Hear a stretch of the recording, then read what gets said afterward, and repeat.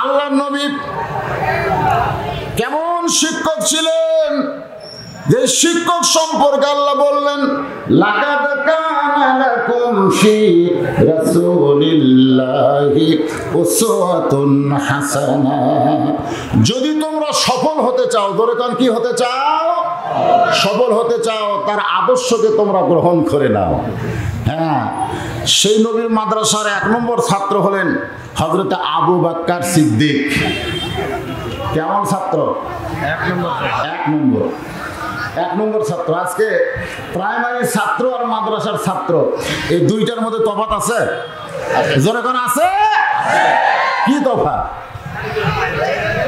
প্রাইমারির ছাত্র ক্লাস 1-এ পড়েও কোনোদিন বসে পেশাব করে না, আর মাদ্রাসার 7 বছরের ছাত্র ও কোনোদিন দাঁড়ায়া করে না। ধরে কোন কথা ঠিক কিনা? প্রাইমারির ছেলেরা পেশাব করে পানি লাই না, আর মাদ্রাসার ছেলেরা পেশাব করে শুধু পানি লাই না, আবার ওযু করে। ধরে কোন কথা ঠিক কিনা? আপনারা বলেন তো তফাৎ কেন? তফাৎ হলো ওদের শিক্ষা দুনিয়াবী শিক্ষা, ওই শিক্ষায় আখিরাতের কিছু নাই। ধরে কোন কথা ঠিক কিনা? যার কারণে চিন্তা নাই তো, আগডম বাগডম ঘোড়াডম সাজে, ঢাক ঢোলক ঝাঁদর বাজে, বাঁচতে বাঁচতে চললো ঢুলি ঢুলি গেল কমলা ফুলি। এইগুলো শিক্ষা পড়তে কোনো ওযু লাগবে? আর এই মাদ্রাসার তালবে ইলম যারা, আল্লাহ কোরআন কারীমের মধ্যে বলেছেন লা ইয়ামুসুহু ইল্লাল মুতাহহারুন, স্পর্শ করা যাবে না এই কোরআন যতক্ষণ তুমি পবিত্র না হবে। যে কোরআনে আল্লাহ বলেছেন যালিকাল কিতাবু লা রাইবা ফি হুদাল লিল মুত্তাকিন। আল্লাহু আকবার। আবু বকর রাদিয়াল্লাহু মসজিদে নববীর দরজা দিয়ে ব্রেক করলেন। ব্রেক করার কারণ হলো মসজিদের ভিতরে লক্ষ্য করে দেখেন আল্লাহর নবী বসে আছেন। নবী শুধু বসে নাই, নবীর 2 উরাতের উপরে নবীর 2টা নাতি বসে খেলা করতেছে। ছোট নাতি নবীর দাড়ি ধরে টান মারতেছে, আর বড় নাতি মাথার টুপি খুলে ফেলে দেয়। আবু বকর রাদিয়াল্লাহু একটু ধৈর্য ধরে তাকায় দেখেন নবী 2টা নাতির উপর বিরক্ত না হইয়া বরং 2 জনকে বুকের মধ্যে নিয়ে চুমু খায়। আবু বকর আসমানের দিকে তাকালেন। জোরে কান, কোন দিকে? আরো জোরে কান। আপনারা কোন দিকে তাকান? আপনারা তাকান কোন দিকে? আমার বউ আমার আগেই বলে দিছে কোথায় যাচ্ছ, বলে বাগবাড়া। দেখে শোনা ওয়াজ করবে, আমাকে আগেই বলছে। আমি বললাম কি দেখবো? বলে চারিদিকে দেখবা। চারিদিকে দেখবেন? দিকে দেখার কথা বলে দেয়, বলছে চারিদিকে দেখবেন। আমি বললাম কেন দেখবো? বলে পুলিশ টুলিশ, আমাদের বগুড়ার ভাষা, যেটা বলবে তার আবার আর একটা থাকবে। র্যাব ট্যাব, বর্তমান সরকারের বড় কোনো ক্যাডার, এরা যদি আশেপাশে থাকে তাহলে তেল তেল আওয়াজ করবে, ধরবে যেন না পাবে। এমন একটা দামি কথা কইছে, তেল তেলা। ধরে কম কি তেলা? মানে তেল তেলা আওয়াজ করবেন, ধরবার যেন না পাবে। আমি বইয়ের কপালে চুমু দিয়ে বললাম বিবি তুমি পুলিশ ধরার চিন্তা করো, কিন্তু যারা মুমিন মুসলমান হবে তারা র্যাব পুলিশ ধরার চিন্তা করবে না, তারা আজরাইল ধরার চিন্তায় থাকবে। ধরে কোন কথা ঠিক না? কারণ পুলিশ ধরলে ছাড় আছে না নাই, কিন্তু আজরাইল ধরলে, আজরাইল ধরলে এই জন্য যারা মুমিন মুত্তাকি হবে তারা অন্য কোনো দিকে খেয়াল করবে না, তাদের খেয়াল থাকবে শুধু আমার আল্লাহর দিকে। ধরে কোন ঠিক না? কার দিকে? আল্লাহর দিকে। আল্লাহ কোথায়? উপরে মানে আসমানে ঘর করেন না? লাইলাতুল মিরাজে আল্লাহর নবী কোথায় গেছিল? 7 আসমান পাড়ি দিয়ে আল্লাহর আরশে। এই জন্য আল্লাহ বলেছেন মান ইস্তাওয়া আলাল আরশ, আল্লাহ আরশে অধিষ্ঠিত। ধরে কান সুবহানাল্লাহ। হযরত আবু বকর আসমানের দিকে তাকায় বললেন মাবুদ এদিকে কি হয়েছে রে বাবা? কথা বলা যাবে না, এই এত কথা বলা যাবে না। এই কি কি এই ছেলে এত কথা বলা না বাবা, এটা যে হাতের মতো হচ্ছে নিশ্চয় থেকে গেল। এখন চুপ করা লাগবে। শুনেন, অত্যন্ত গুরুত্বপূর্ণ বিষয় সূরা মুলক। অনেকে বলে কোরআনের রাজত্ব নাই, এই মৌলবীরা পায় কোথায়? সাম্রাজ্য। কিন্তু সাম্রাজ্য নামে যদি একটা সূরাই থাকে, কি মনে করছেন দুনিয়ার কোন রাজা হচ্ছে না, ওয়াজ হচ্ছে বাদশাহ আমার আল্লাহর কোরআন থেকে। দলে দলে ঠিক কিনা? হইচই করতেছেন, যে কোনো সময় জবান বন্ধ হবে। কোরআনের মাহফিলে যারা ওয়াজটা কথা বলে, মরার সময় তাদের মুখে কলমা আসে না, জানেন আপনারা? লা তাসমাউ লিহাযাল কুরআন ওয়ালগাউ ফীহি লাআল্লাকুম তাগলিবুন। এটা কার সামনে বলেছেন? এটা কাফেররা বলেছে। ওয়াকালাল্লাযিনা কাফারু কাফারু। হইচই হবে কেন? একবার চুপ থেকে শুনবেন। আসমানের দিকে তাকালেন, আসমানের দিকে তাকানোর কথা কোরআনে আছে না নেই? সুম্মারজিল বাসার কারাতাইনি ইয়ানকালিবু ইলাইকাল বাসার খাশিআন ওয়া হুয়া হাসীব। এরপর আল্লাহ বলতেছেন ওয়ালাকাদ যায়্যানাস সামাআদ দুনিয়া। দুনিয়ার আসমানকে আল্লাহ অতীব সুন্দর করে সাজায় রাখছে। ধরে কোন সুবহানাল্লাহ। আসমানের দিকে আবু বকর তাকায় বলেন, আল্লাহ আমার নবী শুধু বিশ্ব নবী নয়, আমার নবী শুধু বিশ্ব নবী নয়, আমার নবী হলেন পৃথিবীর 1 নম্বর নানা। কয় নম্বর? হ্যাঁ, আমাদের নবী শুধু নবী ছিলেন না, তিনি পৃথিবীর 1 নম্বর নানা ছিলেন। বাবা হিসাবে কয় নম্বর? 1 নম্বর। স্বামী হিসাবে 1 নম্বর। কেমন বুঝলেন? আমরা এক বউকে কন্ট্রোল করে পারি না। এসব নামাজ পড়বার গেছে, আসা দেখেন বউ স্টার ব্যবসা দেখতেছে। হ্যাঁ, এই দিক দিয়ে আহলে হাদিস খুব ভালো, ওরা বউ নিয়ে মসজিদে যায়, সেটাই ভালো। যে তুই পর্দার মধ্যে পড়, আমি বাইরে হই। সব আর আমাদের বউগুলো কি করতেছে? এসব নামাজ পড়ে এসে দেখে বউ স্টার ব্যবসা দেখতেছে। মুসলমানের ঘরের মধ্যে হিন্দুদের পূজার বাদ্য লো লো করে বাঁচতেছে। তাহলে ঠিক করেন না। আপনি মনে করছেন আপনার বউ যা করে যাক, আমি জান্নাত যাব। জান্নাত কি মুয়া নাকি? মুয়া। আল্লাহ বলেছেন কু আনফুসাকুম ওয়া আহলিকুম নার। জাহান্নামের আগুন থেকে যদি বাঁচতে চাও, তুমি একলা বাঁচলে হবে না, তোমার আহাল পরিবার নিয়ে বাঁচা লাগবে। হুকুমটা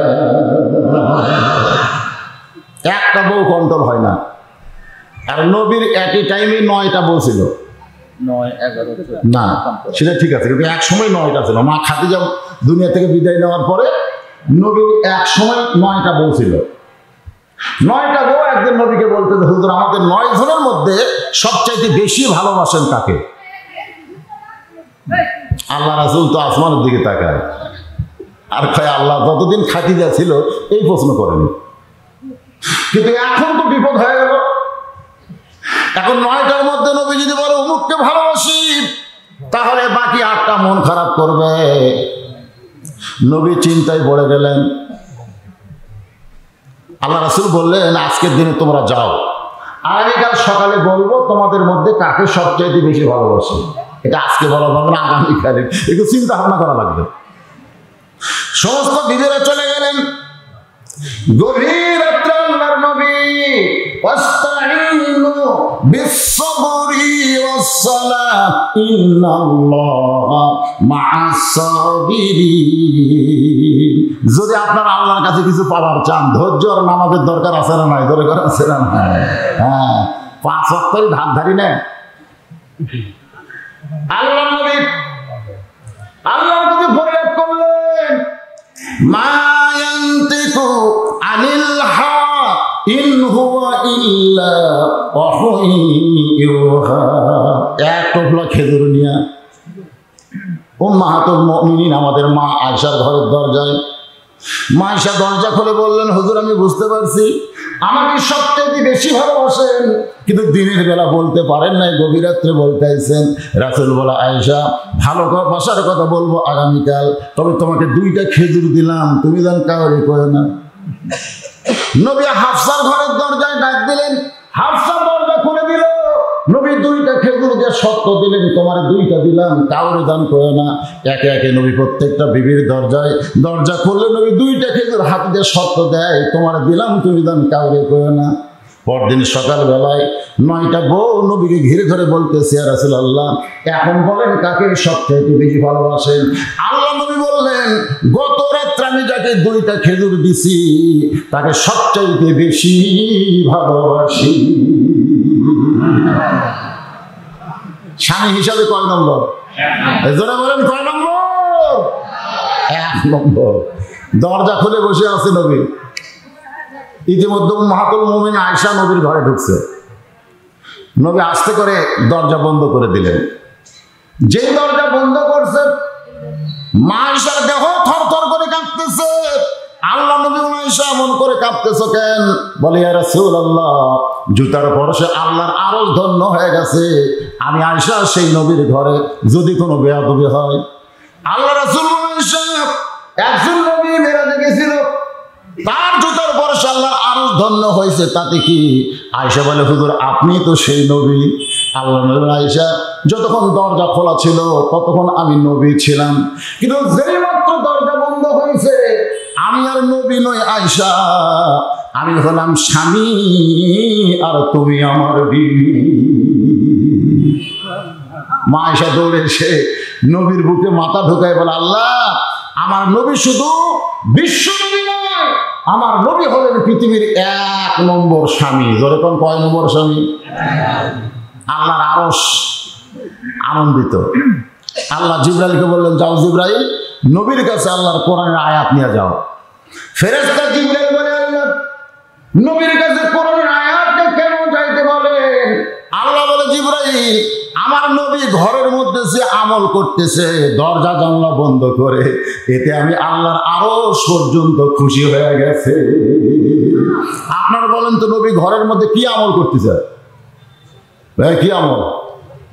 নামাজ পড়ছে, কোরআন পড়তেছে, নিজের বউকে বুকের মধ্যে চাইবা ধরছে। নিজের বউকে বুকের মধ্যে নিলে আল্লাহর আরশ খুশি হয়ে যায়। কয়দিন নিছেন?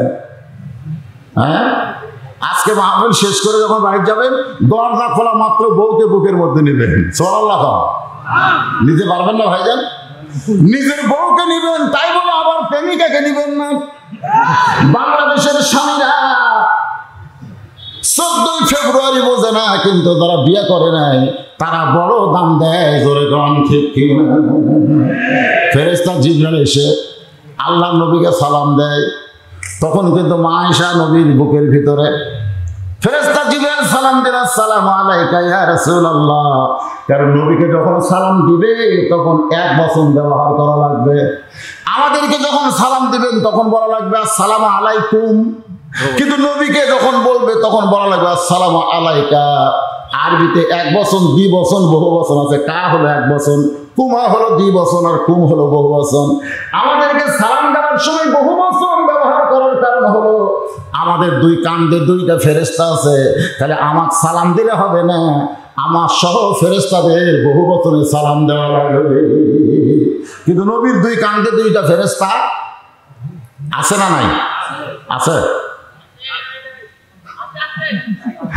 আছে। আসলে নাই 2 কারণে। 1 নম্বর কারণ হলো লাইলাতুল মেরাজে ফেরেশতা জিবরাইল এসে দেখে নবী ঘুম পাড়তেছে। তো জিবরাইল বলে, আল্লাহ তোমার নবীকে তোমার আরশে নিয়ে যাওয়ার জন্য পাঠাইলা, নবী যে হারে ঘুম পাড়তেছে চেতন করা লাগবে। আল্লাহ রাসূল বললেন, কিভাবে চেতন করবা? ফেরেশতা জিবরাইল বলেন, কিভাবে চেতন করবো আপনি বলেন? আল্লাহ বলে, জিবরাইল তোমার জিহ্বাটা বের করে নবীর পায়ের তালুতে সুরবুরি দাও, এতে আমার গোশত চেতন পাবে। এখন চিন্তা করেন, ফেরেশতা জিবরাইল তার জিহ্বা বের করে নবীর পায়ের তালুতে যদি চুমু দেয়, সেই নবীর কান্দে চড়ার মতন যোগ্যতা কোনো ফেরেশতার নাই। আর একটা কারণ হলো নবীর পাপ পূর্ণ কিছুই নাই, আগে পরে সব গুনাহ মাফ। তার আবার লেখার কি দরকার?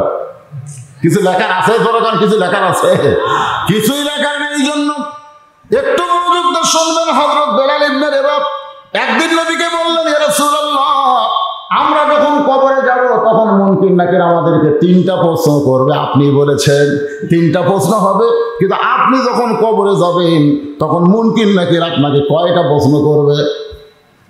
আল্লাহ রাসূল বলেন, বেলাল তোমার কি ধারণা?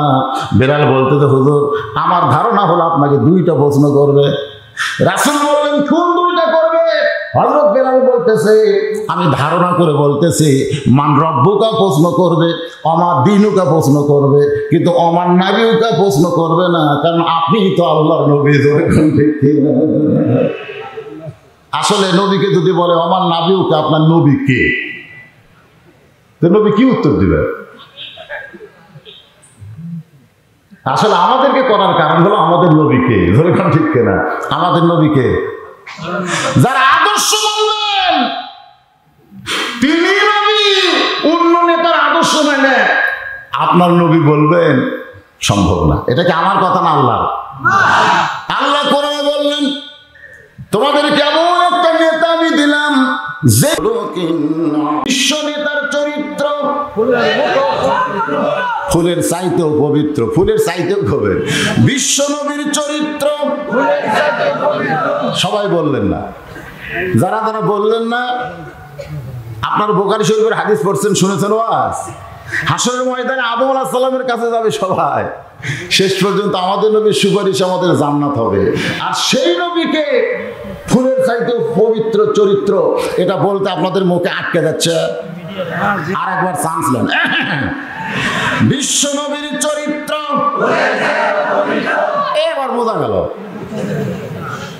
আল্লাহর বান্দারা একটু মনোযোগ দিয়ে শুনবেন। হযরত বকর আসমানের দিকে তাকিয়ে বললেন আল্লাহ আমার নবী শুধু বিশ্ব নবী নয়, আমার নবী হলেন পৃথিবীর 1 নম্বর নানা। এমন সময় হযরত ওমর মসজিদের মধ্যে ঢুকবেন, কিন্তু হযরত আবু বকরকে দেখে বলতেছেন ভাইজান আপনি মসজিদের মধ্যে না ঢুকে দরজা কেন টানতে চাই? আবু বকর ওমর ভিতর দিকে লক্ষ্য করে দেখো আমি কেন মসজিদের মধ্যে ঢুকি নাই, যদি জানবার চাও তাহলে ভিতরের দিকে তাকাও। ওমর ফারুক ভিতর দিকে তাকায় দেখে খেলা করা, বোঝেন খেলা করা, নবীর দাড়ি ধরে টান মারতেছে, মাথার টুপি খুলে ফেলে দেয়। নবী আবার দুইজন নাতিকে বুকের মধ্যে নিয়ে হাসে আর চুমু খায়। ওমর ফারুক বললেন এই দুইটা সন্তান বড় বেদব হয়ে গেছে, এরা সব সময় নবীকে কষ্ট দেয়। ওমর ফারুক দুই চোখ দিয়ে কিন্তু শুধু নবী দেখছে, ধরে কারণ কি দেখছে? শুধু নবী দেখলে হবে না তো। আবু বকর রাদিয়াল্লাহু 1 নম্বর ছাত্র, নবীও দেখছে নানাও দেখছে, আর ওমর ফারুক শুধু নবী দেখতেছে। আমাদের নবী কি শুধু নবী? শুধু নবী। আজকে শুধু নবী অনেকে বিশ্বাস করে কিন্তু অন্য কিছু মানতে চায় না। হোসেন রাদিয়াল্লাহু যখন বসেছিলেন এইদের কিছু লোক এসে বলেছিল তোমার নানা হলো বিশ্ব নবী, তোমার বাবা হলো বিশ্ব আলেম, তোমার মা হলো খাতুনে জান্নাত, এমন একটা বংশ থেকে আল্লাহ তোমাকে প্রেরণ করছে, খালি বসে খাবা, দুনিয়ার মুসলমান তোমাকে হাদিয়া দিবে, তুমি বড় পীর সাহেব হবা, খামাকা গন্ডগোল করবা কেন? আজকে আমাদের অনেকে বলে না হুজুরা খাইয়া কাম পায় না, অযথা গন্ডগোল করে, এরকম কয় কি কয় না? তো হোসেন রাদিয়াল্লাহু বলতেছে বাপ নানা হলো বিশ্ব নবী, বাপ হলো বড় আলেম বিশ্ব আলেম, মা হলো খাতুনে জান্নাত, তুমি বসে থাকবা, তোমার কি দরকার? সঙ্গে সঙ্গে হোসেন দাঁড়িয়ে বললেন রে ইয়াজিদের চামচারা, আমার নানা শুধু বিশ্ব নবী নয়, আমার নানা হলো বিশ্ব নেতা। তোমরা আমার নানাকে নবী হিসাবে মানো, নেতা হিসাবে কাক মানো? না, হোসাইন তা এদিদের চামচাদের বলতেছে তোমরা আমার নানাকে নবী হিসাবে ঠিকই মানো, কিন্তু নেতা হিসাবে কার পাশে করো? আমার বাবা শুধু বিশ্ব আলেম নয়, আমার বাবা হলো বিশ্ববীর। এই কথার দ্বারা হোসাইন বুঝাইলো প্রত্যেকটা আলেম শুধু আলেম হলে চলবে না, এদের ভিতরে বাতিলের বিরুদ্ধে বীরত্ব থাকতে হবে। ধরে কথা ঠিক না? হযরত আলী কি আলেম কম ছিল? এ কথা কম ছিল? আমার বীরত্ব কেন? আল্লাহর বান্দারা, ওমর ফারুক বললেন এই দুইটা সন্তান বড় বেদব হয়ে গেছে, এরা নবীকে কষ্ট দেয়।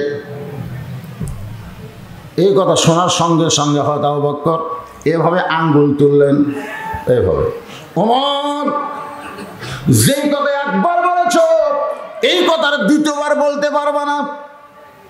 হযরত ওমর 3 ধাপ পিছনে গেছে, 3 ধাপ পিছনে গিয়ে বলতেছে, আপনি নরম মানুষ, এত গরম হলেন কেন?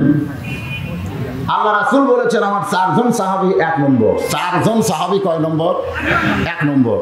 সাহাবারা বললেন, হুজুর 4 জন কেমনে 1 নম্বর হয়? নবী বললেন, নরমে 1 নম্বর আবু বকর, গরমে 1 নম্বর ওমর, সম্পদে 1 নম্বর ওসমান, আর জ্ঞানে 1 নম্বর হযরত আলী। তাহলে 4 জন কয় নম্বর? তাহলে নরমে 1 নম্বর কে, আর গরম? দেখেন নরম আঙ্গুল তুলে বলতেছে, ওমর যে কথা একবার বলছে আর দ্বিতীয়বার বলো না। ওমর ফারুক 3 ধাপ পিছনে যাওয়ার কারণ হলো, নরম মানুষ যদি গরম হয়, এক থামানা খুব কঠিন। আমাদের বাংলাদেশের মানুষ নরম না গরম? নরম। নরম, এরা সহজে গরম হয় না। যদি হয় পাকিস্তানের মতন শক্তিশালী সরকারকে হটায়া স্বাধীন দেশ পায়, ধরে কোন কথা ঠিক কিনা?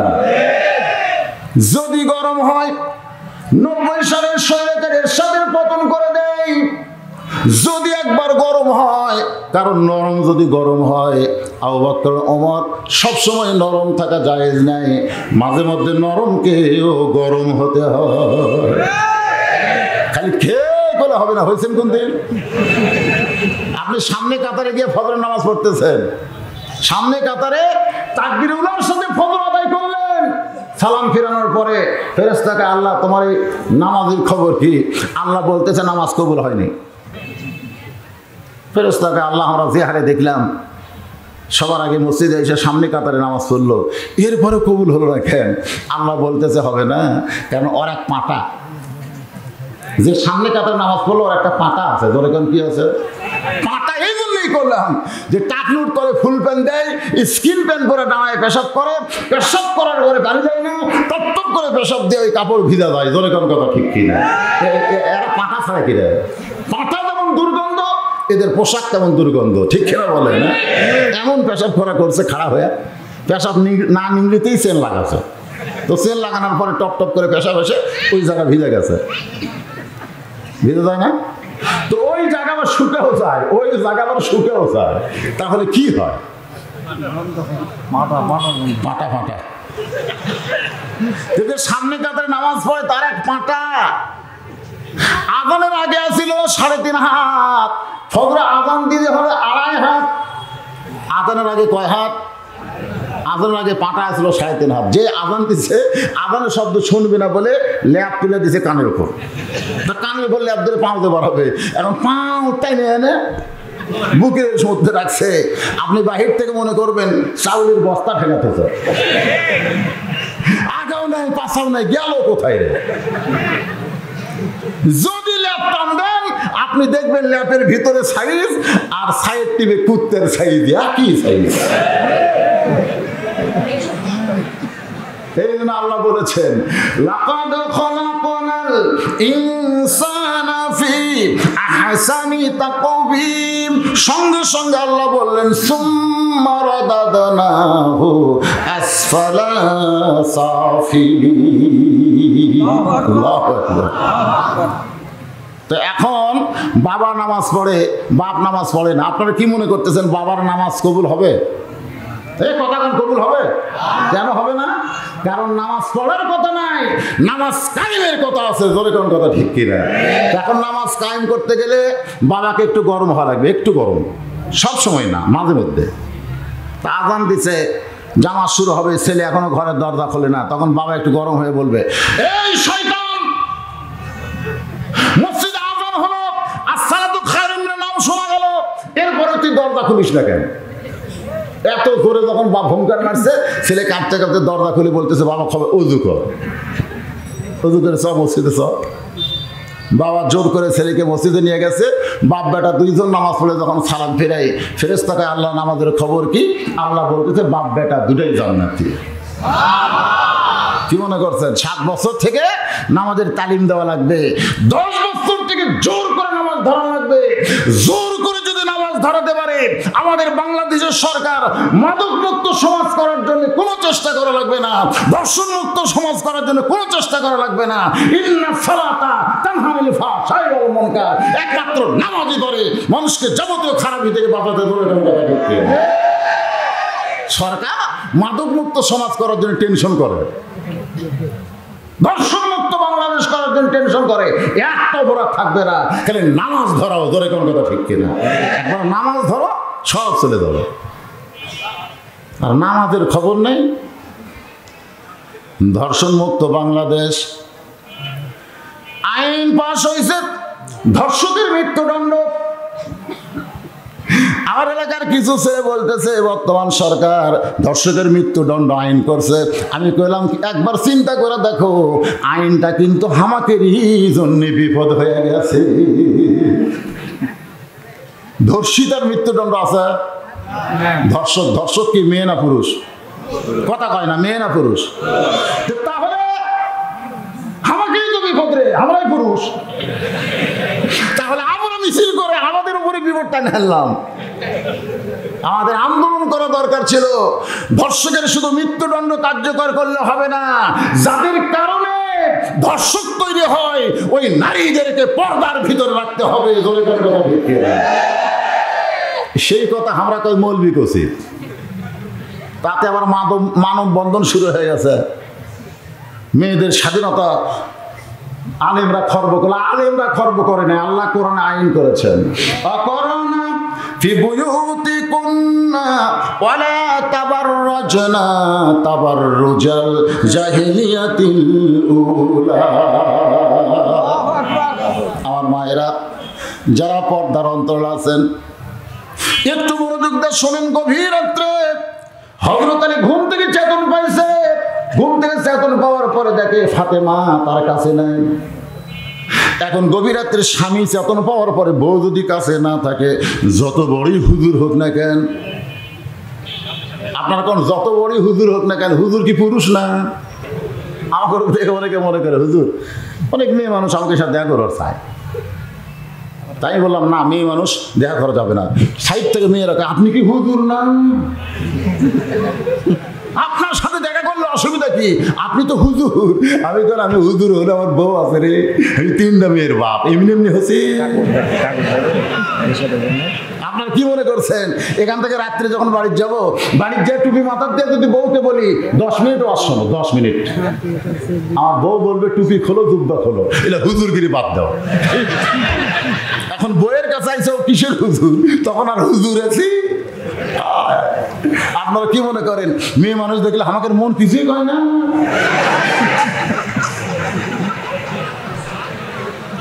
হাসির কথা না তো ভাই। পর্দা সবার জন্য না, সবার জন্য পর্দা, কারণ পর্দা হলো আল্লাহর আইন। আজকে আমাদের বাংলাদেশের একজন গায়িকা বলে মনের পর্দা বড় পর্দা, শরীয়তে বুঝলো না, ওরে শরীয়তের মৌলানা, চোখ দুইটা করলা কানা, তেঁতুল হুজুর বুঝলো না। তেঁতুল হুজুর আমাকে বানাচ্ছে তেঁতুল হুজুর। মনের পর্দা বড় পর্দা, এইটা কোনোদিন মুসলমান মানতে পারে না, কারণ পর্দা হলো আমার আল্লাহর আইন। একটু মনোযোগ দিয়ে শুনবেন। আবু বকর ওমর যেই কথা একবার বলেছ সেই কথার দ্বিতীয়বার বলবো না। উমর ফারুক 3 ধাপ পেছনে গিয়ে বলতে যাও, আবু বকর ভাই আপনি নরম মানুষ, এত গরম হলেন কেন জানতে চাই। আবু বকর বলে ওমর সবসময় নরম থাকা জায়েজ না, মাঝে মধ্যে নরমকেও গরম হতে হয়।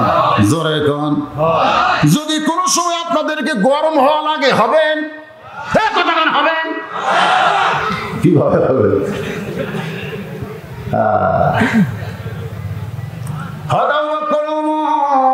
তুমি যে 2টা সন্তানকে বেয়াদব বলতেছ, তাদেরকে তুমি চিনোই না। কথাটা কিন্তু গুরুত্ব দিবেন। যদি হযরত আবু বকর বলতো তুমি যে 2টা সন্তানকে বেয়াদব বললা, তাদেরকে তুমি জানোই না, তাহলে ভাষা অন্যরকম। কিন্তু যখন বলেছে চিনোই না, আপনার বলেন তো জানা আর চিনা এই 2টার মধ্যে তফাৎ কি? বাংলাদেশের মুসলমান কোরআন জানে, পৃথিবীর শ্রেষ্ঠ কিতাব আল্লাহর কোরআন, এটা জানে কি জানে না? জানে কি জানে না? জানে।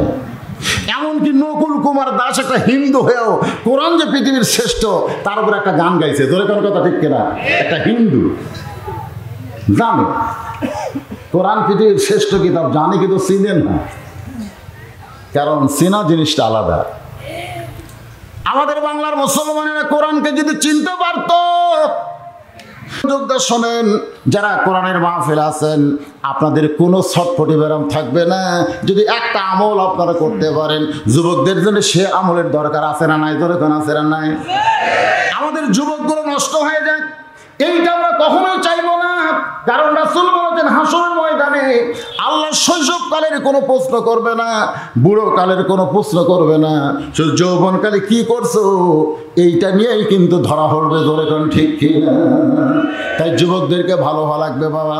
এই জন্য এই যে সূরা মুলকের 2 নম্বর আয়াত, আল্লাযী খালাকাল মাউতা ওয়াল হায়াতা লিয়াবলুয়াকুম আইয়ুকুম আহসানু আমালা, এইটার উপর আমি তোমাদের জন্য কিছু মেসেজ দিয়ে দিব আল্লাহর কোরআন থেকে। এবার চলে আসুন, ওমর ফারুক বলতেছে এরা দুইজন আলিয়া আর ফাতেমার সন্তান।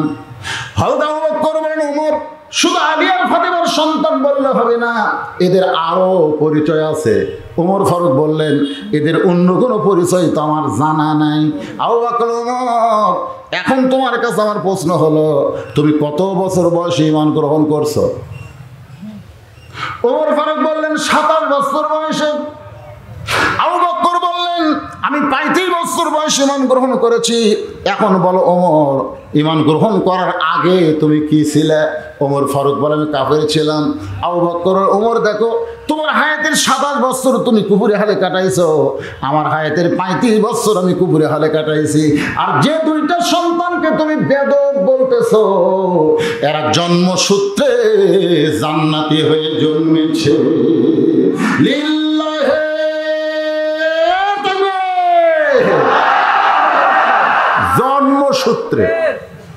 জন্মসূত্রে জান্নাতে হয়ে জন্মেছে, আর আমরা জন্মসূত্রে মুসলমানের ঘরে জন্ম নিয়েছি। জোরে কোন কথা ঠিক কিনা? খুশি না বেজার? খুশি। আল্লাহ বলেছেন ওয়ালা নাবলু ওয়ান্নাকুম বিশাইইম মিনাল খাউফি ওয়াল জুই ওয়া নাকসিম মিনাল আমওয়ালি ওয়াল আনফুসি ওয়াস সামারাতি ওয়া বাশশিরিস সাবিরিন। আল্লাহু আকবার।